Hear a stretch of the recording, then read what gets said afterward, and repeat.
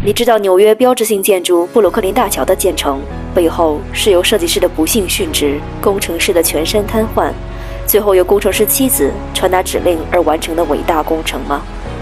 今天，让我们走向这座被誉为工业世界7大奇迹之一的布鲁克林大桥，感受纽约曼哈顿的都市气息，以及历史与现实间的车水马龙。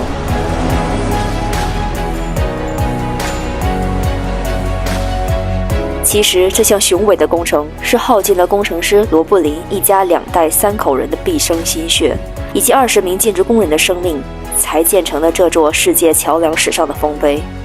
150多年前，在当时很多桥梁专家认为是天方夜谭的压力下，设计师约翰·罗布林依然力排众议，雄心勃勃地要打造第一座横跨曼哈顿与布鲁克林之间的大桥。然而，在刚开工3个月，设计师老罗布林就因公受伤，在拒绝就医后不幸去世。工程师小罗布林继承父亲遗志继续施工，但却因为长期在水下作业，患上了潜水病而全身瘫痪。工程一度陷入了即将夭折的境地。尽管小罗布林当时丧失了活动与说话的能力，但他的思维还依然敏捷，在只能动弹1根手指的情况下，与他的妻子艾美丽交流。从此，艾美丽便开始传达她丈夫的指令。整整13年间，她自学高等数学、力学、桥梁学等课程，往返于工地和家中，担负起工程的实际指挥重任。直到1883年，大桥最终落成，成为当时世界上主跨最长的悬索桥。大桥全长1834米，桥身由上万根钢索吊离水面41米，也是世界上首次以钢材建造的大桥。